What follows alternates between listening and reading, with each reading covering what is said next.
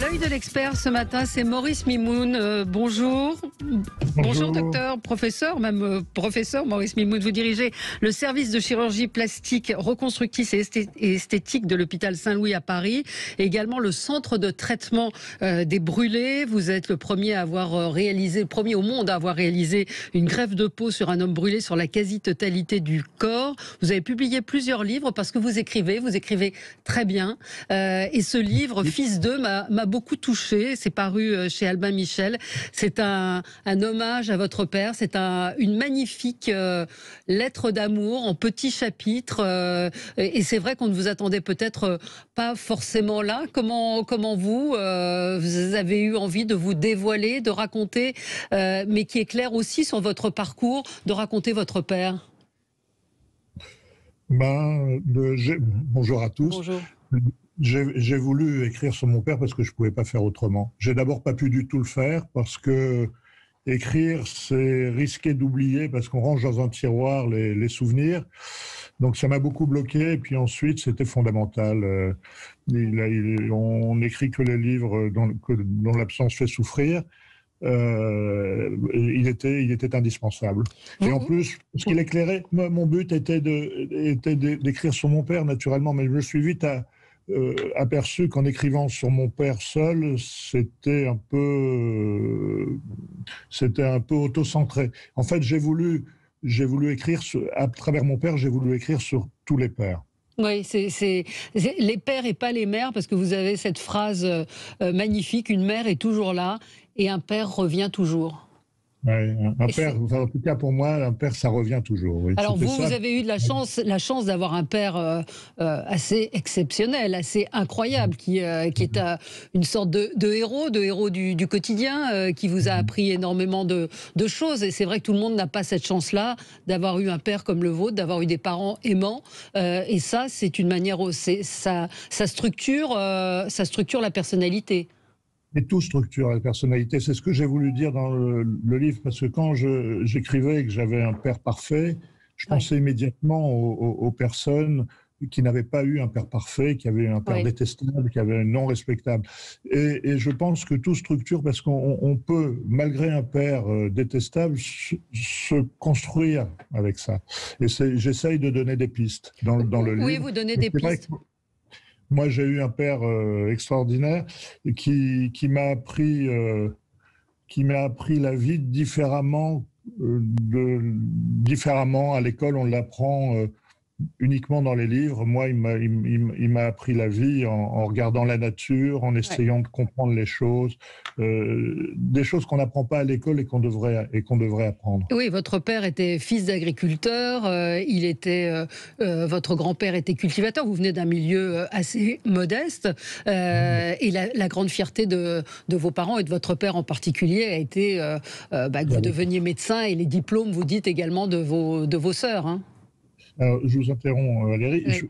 Un milieu modeste, non. Un milieu très riche, en réalité. Très riche d'amour, très riche de choses. Moi, j'ai jamais eu l'impression d'être dans une famille modeste, alors que quand on est arrivé à Paris, on dormait sur des matelas par terre, mais ils ont eu cette force de me faire penser qu'on était une famille riche. Oui, mais c'est quand j'employais modeste au sens où vous n'êtes pas fils de médecin. Vous dites, alors il faut expliquer que le livre, ce sont de tout petits chapitres, des petits tableaux, j'ai envie de dire, plus ou moins longs, des dialogues que vous avez pu avoir, et puis parfois il n'y a qu'une phrase, faire médecine, on fait médecine pour sauver ses parents, mais ça ne marche pas. Et ça, vous en êtes convaincu? Vous avez fait médecine. Pourquoi? Pour sauver ses parents. Qu'est-ce que ça veut dire? Je m'en suis aperçu après, c'est-à-dire que on fait souvent des métiers par rapport à des craintes que l'on a et aussi des désirs. Et c'est vrai que je pense que je ne suis pas du tout le seul dans ce cas-là. Je crois qu'inconsciemment, beaucoup d'enfants se dirigent vers médecine parce qu'ils pensent qu'ils auront plus de pouvoir pour soigner leurs parents. Et cette phrase m'est venue le jour de l'enterrement de mon père. ça marche pas. Ça marche pas, oui, c'est ça, c'est ce que vous racontez dans le livre qui est, encore une fois, très tendre, émouvant, parfois drôle. Et vous dites que et quand on effectivement de réparer les gens, c'est pas anodin non plus. Et vous parlez beaucoup de cet aspect manuel, de ce que votre père vous a appris, la pêche par exemple. Il y a des passages formidables sur la pêche, et j'en dirai pas plus, mais c'est le fait que vous soyez devenu un des plus grands chirurgiens aujourd'hui, esthétique, reconstructif, je ne sais pas si on dit comme ça, ça a un sens, ça fait un lien justement avec ce que votre père vous a transmis. Mon père m'a transmis l'amour de travailler de ses mains. Il faut d'abord oser travailler de ses mains. C'est-à-dire, je pense qu'il y a beaucoup de gens qui pourraient travailler de leurs mains, mais on ne leur apprend pas. C'est ça qu'on n'apprend pas aussi à l'école.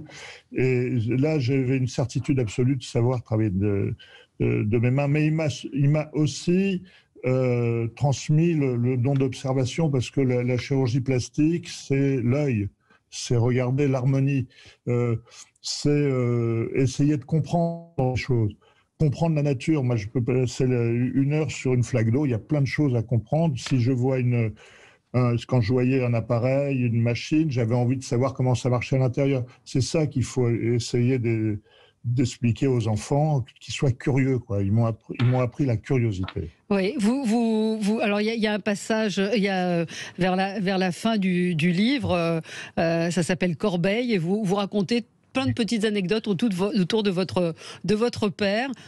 Coquetterie, mon père était très coquet. Vous racontez aussi, c'est le début de ce chapitre, qu'il avait un violon et que vous ignoriez qu'il savait jouer du violon. Pourquoi il n'a jamais montré à vous le montrer? Étrange. Plein de petites choses comme ça. Il y avait plein de petites choses. Un jour, il a vu un violon, il l'a pris, puis il s'est mis à jouer. Il ne nous avait jamais dit. Il y a une sorte de... Je ne sais même pas de modestie, c'est que il ne l'avait pas dit.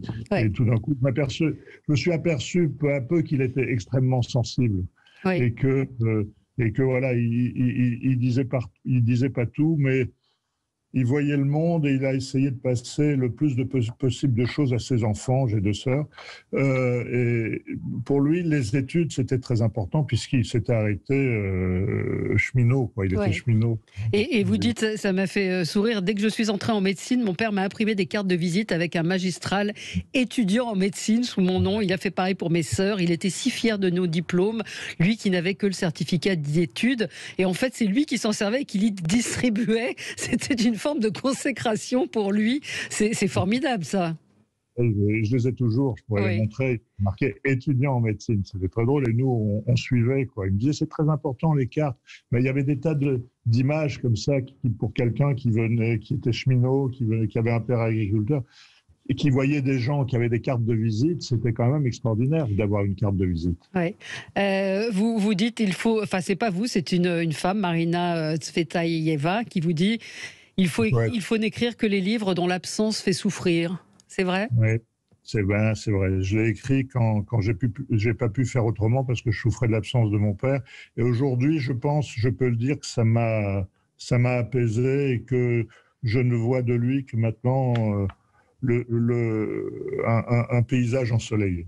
Oui. Et vous avez ressenti quoi en terminant le livre, justement? Vous avez appris des choses sur vous en vous racontant cette histoire? J'ai appris plein de choses sur moi en racontant l'histoire, puis plein de choses sur mon père qu'on connaît jamais en entier, effectivement. Puis on s'aperçoit que quand on écrit sur son père, on écrit sur soi-même aussi. Donc c'est une véritable introspection qui nous fait comprendre pourquoi on en est là. Et c'est important. Je voudrais dire quand même que dans ce livre, je parle à ma mère. Oui, aussi, également, évidemment. Je lui m'excusais d'avoir fait un livre sur mon père, parce que mon amour pour elle, c'est quelque chose d'évident, je n'ai même pas besoin de le dire. Oui, mais l'amour de la mère est différent, c'est ça? C'est ce que vous dites à un moment, j'essayais de retrouver le passage. Pour un enfant, une mère, c'est toujours là, un père, ça revient toujours. Oui, en tout cas dans ma famille, oui, mon père, on l'attendait parce qu'il allait travailler, c'était une famille traditionnelle. Et oui, une mère, le lien avec le mère, on a une cicatrice qui est le nombril, on sait qu'on vient de sa mère, donc il y a une sorte d'évidence qui est moins parfaite pour le père. Oui, c'est beaucoup d'émotions en tout cas, Maurice Mimoun, chez nos auditeurs. Johanna dit c'est tellement vrai, j'ai fait des études en médecine pour soigner les gens parce que j'ai perdu mes deux parents à l'âge de 17 ans. J'ai cru qu'en faisant médecine, je pourrais soigner ma maman qui avait le cancer. Pendant mes études, il y avait d'autres étudiants dans la même situation, médecins pour sauver nos proches en souffrance. C'est très, très joli, être sauveur. Merci professeur. Oui, non, ce sont des... Ça fait écho chez beaucoup de gens. On a beaucoup d'auditeurs là qui sont très émus par ce que vous dites, Maurice Mimoun. Maurice Mimoun, évidemment, le nom de Mimoun évoque le grand champion. Vous évoquez l'homonymie et même votre père qui en était fier aussi, non ? Bien sûr, il a été très fier. Bon, le marathonien, il était très très connu à l'époque, il l'est moins des jeunes aujourd'hui. Oui, alors il me disait, oui, bah, si on me disait toujours Mimoun, vous êtes le fils du marathonien, comme j'étais grand et maigre, j'avais le physique. Et je disais non au départ et à la fin mon père m'a dit mais non, mais ne dis pas non, c'est bien, dis oui, c'est mieux, ça ira plus vite. Formidable livre, Fils de, c'est chez Albin Michel, Maurice Mimoun. Même pour ceux qui disent oui mais moi je lis pas, j'aime pas lire, c'est un livre qui se lit extrêmement facilement. Pour ceux qui nous suivent sur les réseaux, vous voyez il y a des petits chapitres avec 3 ou 4 phrases, parfois une phrase, des petits instantanés, beaucoup d'émotions, beaucoup de choses sur ce que vous êtes, sur le grand professeur de médecine que vous êtes et sur la filiation, ce qu'on doit à son père et à sa mère, puisque vous avez eu raison de rappeler que vous l'évoquez. Merci professeur d'avoir été avec nous ce matin sur Sud Radio et je conseille vraiment ce livre Fils de, paru aux éditions Albin Michel. Merci à vous. Merci beaucoup. Merci beaucoup.